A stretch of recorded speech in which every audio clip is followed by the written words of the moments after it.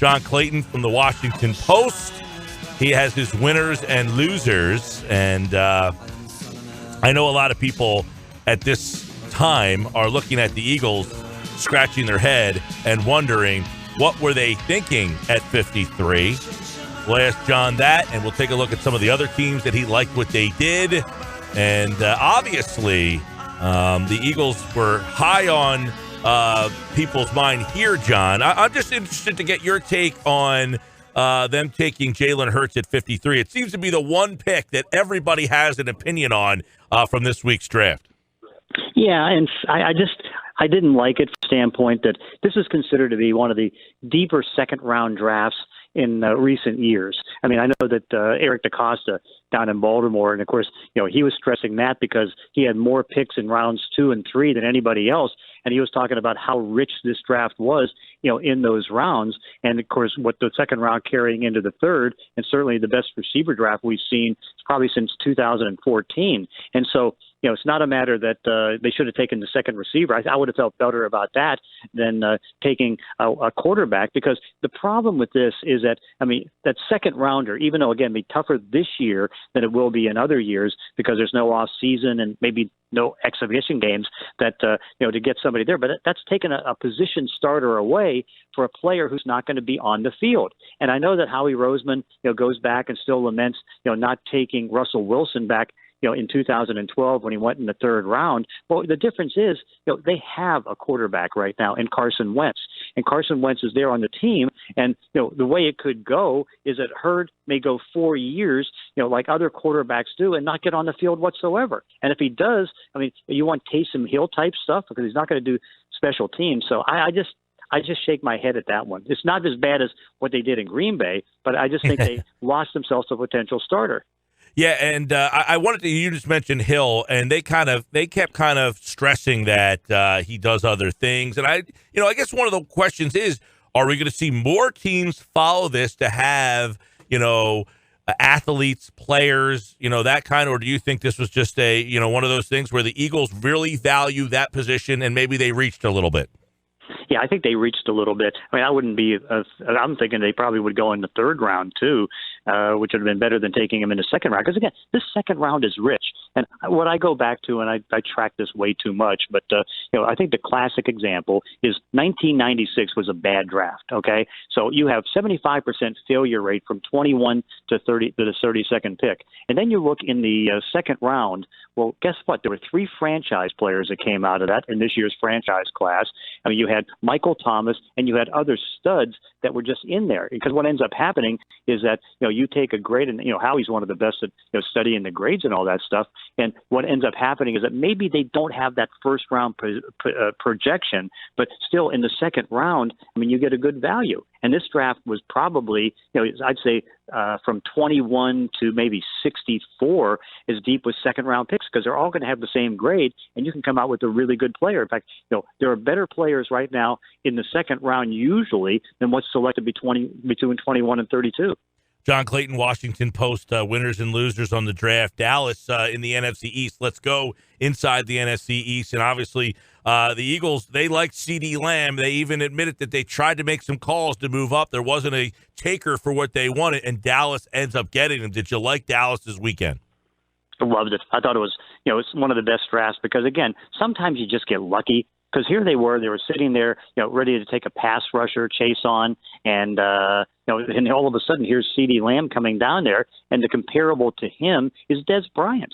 So it's like they're shaking their heads saying, "Wait a second, I'm getting Dez Bryant here with the 17th pick," and it's easy to see why there wasn't any trade up possibilities because. And that's what was blocking. It was kind of like at the bottom of the round where there's only one team trying to trade up.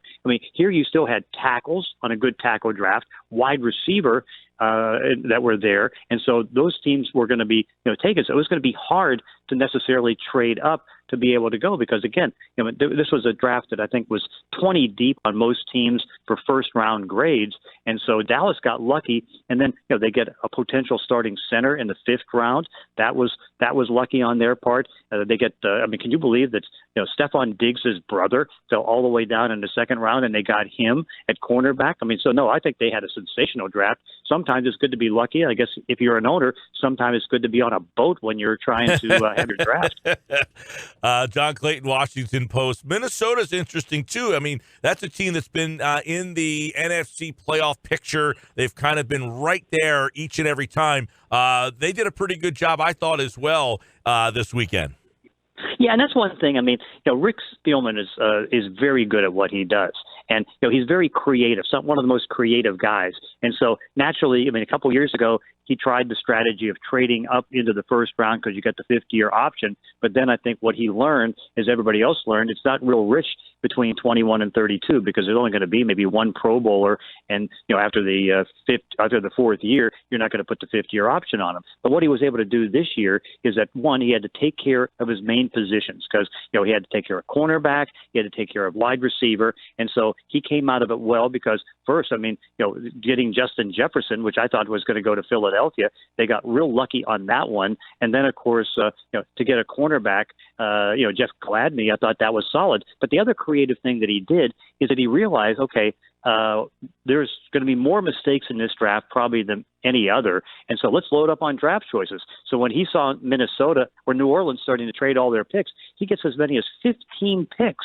15 draft choices. And so that was real smart. And then what he did in the third day of the draft is started trading them away for fourth-round picks next year. So now they got 2 extra fourth-round picks, and so I think they came out of it real well. You mentioned Jefferson, and I wanted to get your take on that, where you just said he was on the board for Philly. They went with Jalen Reagor. Do you look at that as a head-scratcher, or do you not mind that pick for Howie Roseman, knowing that Jefferson was there and ended up going the very next pick? Yeah, I would have gone with Jefferson because I think most teams had him as the fourth best receiver. But I guess it's like the same argument you have with the Raiders at number 12. Okay, do you want Jerry Jeudy? The comparable on him is Marvin Harrison and Antonio Brown, but they're in a division with Tyreek Hill, so that's his Tyreek Hill going to the Raiders. So I guess in the same vein, because I had Reagor going right at the top of the second round, which of course that doesn't mean anything. They didn't reach for him, but I think that they wanted the speed, even though he didn't show the speed at the combine, but he did show the speed in a workout where he ran under 4.3. And so I still would have taken Jefferson, but I can understand because now everybody wants that next Tyreek Hill type. I want to look inside the NFC East at some of the better teams and go with the Saints and see what you thought about them, because this is another team that's been right there, and they only have Breeze for probably just one more year. So what do you think about how they add it to what they, 13-3? They get disappointed again in the playoffs, and you only got one more year of Breeze. What'd they do for them? I didn't like it because, one thing is you can see that you want to try to load up, but then the problem is because they went quality over quantity because they traded away all their draft choices. Now, of course, they come back in the seventh round and they trade a pick, so they only had 4 draft choices. But the problem is, their offensive line was all set. Now, I think that Cesar Ruiz is going to be a good one, but is he going to play this year? So that's a pick for more next year. And really, when you look at the other picks, they're more for next year. Their third pick was a tight end. They got Jared Cook.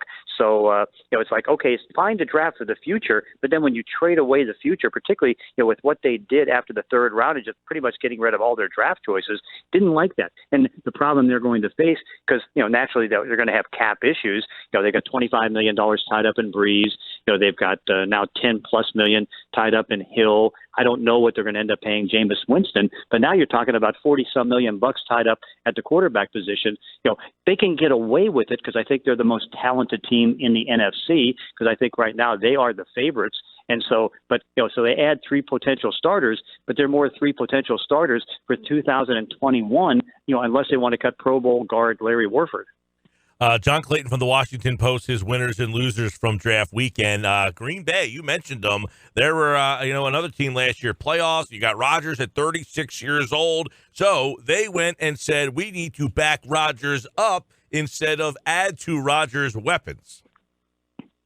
I did not like it. In fact, I thought that was the worst decision maybe in the last couple of years because for many reasons. Aaron Rodgers is signed now through 2023. Okay. And I don't know if you saw the comment that Bob McGinn, who's been around covering the Packers for 4 decades, was able to say. And he basically said that he thinks this was a power play, not necessarily against the general manager, but this was a move by the head coach to basically, get Aaron Rodgers mad because their relationship doesn't seem to be good. How valid it is, I don't know, but let's put it this way. How can the relationship be good when you want to play 4 more years, Aaron Rodgers, you want to retire as a Packer, and then all of a sudden you bring in a quarterback who's not going to play for 2-3 years? Remember, he's been through this. I mean, he had that great fall in 2005 where he goes and, Brett Favre didn't like the fact that they took him and he sat for 2 years. Basically what this is doing is tipping off to Aaron Rodgers that he's not going to be there for the 4 years, whether it's going to be a little out in his contract in 2 years.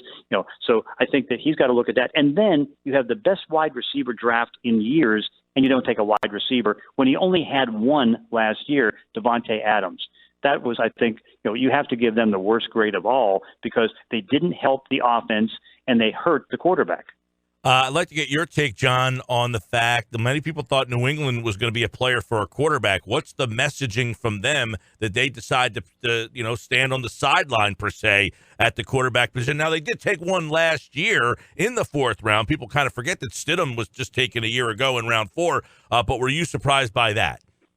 I was, because I thought I anticipated early that they would take Jordan Love at 23, and then I got off that when I was hearing they're going to take a position player. Understandable. But not to take one in the first 3 rounds really surprised me because I thought they would do that. And, I mean, you look at the whole off season, I don't know what they've been doing, whether it's been the dog who is at, his dog or Bill making some of the decisions on these things because, they have gotten worse, not better. I mean, think about all the players that they've let go, including Tom Brady, including Jamie Collins, and they haven't really replaced any of them. Sure, they got Marquise Lee at wide receiver, but did that really help them out a lot? They took 2 tight ends in the draft, and you look at their free agent additions other than Marquise Lee, it's like a fullback and a bunch of special teams players, and they like Jarrett Stidham at quarterback. And that's what you can see is going to be what they're going to do. But now the other positions are going to be weakened. And here's a team that, they've gotten rid of so many players and they only have $1 million of cap room. Baffling. Yeah, it was. It's very interesting. A lot of people suggesting, hey, maybe they sit this year out and they got Trevor Lawrence on the board next year for them. I can't imagine Bill Belichick signing off on that. No, Bill Belichick is too good of a coach. I don't care how bad the roster is. He wins 5 games alone on himself. And no, that's. I mean, even if they're doing it, it'll start to go like Brian Flores, and then all of a sudden, when you didn't expect them to win, they'll start to win. But I think it's pretty clear right now that the way Bill has operated this offseason, the Bills are the best team in that division. All right, John Clayton, Washington Post. The NFL draft is in the books, and obviously, football's kind of in limbo. What do you think about where football kind of is right now? I guess there's a plan for multiple different schedules, but are we starting to get more pessimistic than we are optimistic that hey, football will be back and it's going to be normal? Or are we starting to feel a little pessimistic about that? Well, we know it's not going to be normal. That's not going to happen. It's going to be some time before there's going to be any normalcy. But I think you can see, the feeling now will tend to be that there'll be a season. And, of course, they come out on May 9th and announce how the schedule is going to be. I'm sure they're going to have 2 different ways of doing it. Schedule starting maybe 1 week after Labor Day, and then another schedule possibly starting in October, middle of October, with no bye weeks. And then you have the Super Bowl on February 28th. But, it certainly looks like there's more than a 50% chance that the games will be played without fans in the stands.